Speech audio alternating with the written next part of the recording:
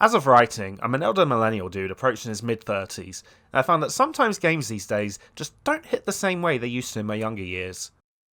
I'm a grumpy old man who's harder to please, and I just don't always have the time or attention span I once had.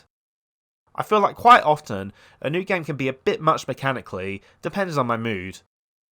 Don't get me wrong, when I get into a AAA blockbuster like my current run of God of War Ragnarok, a lengthy JRPG like Persona 5 Royal, or one of the best Sonic games I've played in absolutely years, I absolutely have the time of my life when I get into it. The thing is though, some of these big boy games can be absolute time sinks and can feel like a commitment, which can make it a bit difficult to really start and get going. I've lost count of how often I've got myself halfway into a game run, left it for a while, come back to it, and forgotten everything.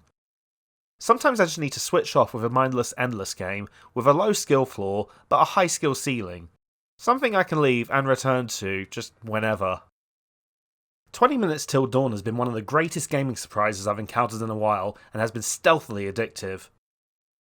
You start with just a simple revolver and an all-rounder character with a special ability that's ideal for new players, which I'll elaborate on in a bit. The setup is simple. You have 20 minutes to survive and there's a level meter on the top of the screen. Shoot the enemies, collect the EXP coins, and each time you level up, you have a few options to choose from that power up your character. The available upgrades are random each time, they're fairly diverse, and they're designed to allow the player to experiment with different styles, combinations, and synergies. The benefit of Shanna, the first selectable character the player can access, is that she can re-roll upgrades, allowing for further customization for new characters to experiment with while they're still learning the game. On the surface, you just need to move and shoot. That's the low skill floor. I wouldn't expect most players to survive their first attempt, but kudos if you're the exception.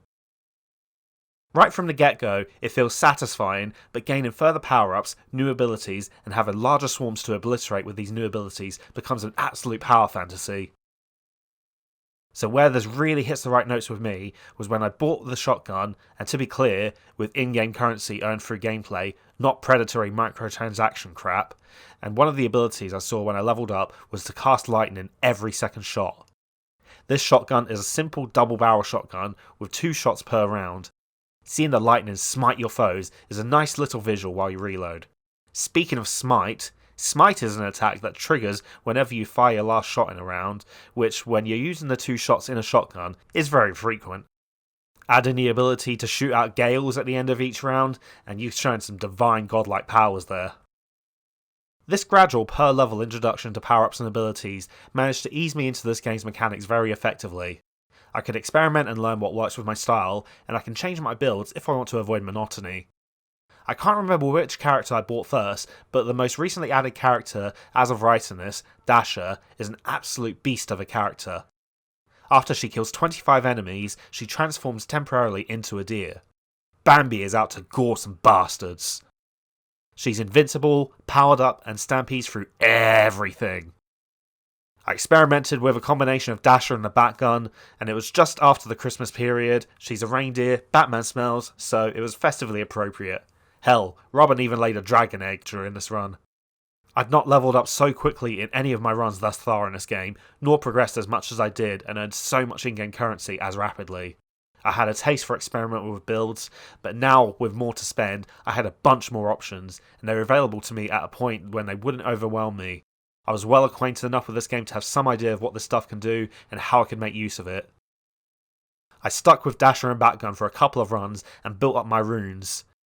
So the in-game power-ups are temporary and disappear when your run ends either by death or running out the timer. Thankfully the Batgun was a good way to get kills built up between the deer stampedes, so it gets you really leveled up quite quickly at the start of each run. I was an altered beast on and off frequently. Runes are a good way to build up some permanent buffs for your character. I initially focused on Vigilance and Mysticism respectively. Mysticism caused some bullets, or bats in this case, to burn or freeze some enemies, and Vigilance enhanced my range of vision and my range in which XP coins would be picked up. This then further added to how rapidly I was leveling up. So I'm burning and freezing enemies, taking the small fries out en masse, taking out more of them with the deer, not missing too many of the XP coins and adding the abilities I want, where possible. Of course, with the random aspect of the upgrades, I needed to think on the spot, Attempts to form a strategy are kind of limited, and I was now without Shanna's ability to re-roll upgrades, which further limited what upgrades were available each time I leveled up. By this point though, I found that I'd started to get the idea about what upgrade combinations work well in conjunction with my runes and my character's special abilities. It allowed me a few variants of strats, like focusing on summons for instance, which seems to be a great strength of Dasher's.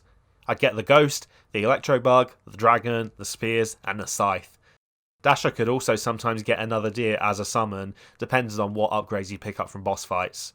At this point I'm surrounded by projectiles leaving me in the form of ghost shots, spears, dragon fireballs, lightning, a scythe, a deer. It's such chaos. Oh, and I'd grab glare when the opportunity arose. This ability would damage enemies in my immediate perimeter if they got too close, but those dumbass enemies would still surround me anyway, and I'd go into deer mode, stampede, and repeat. This kind of sounds like Vampire Survivors, and the DNA is mostly the same, but honestly I prefer how 20 Minutes Till Dawn executes this gameplay style.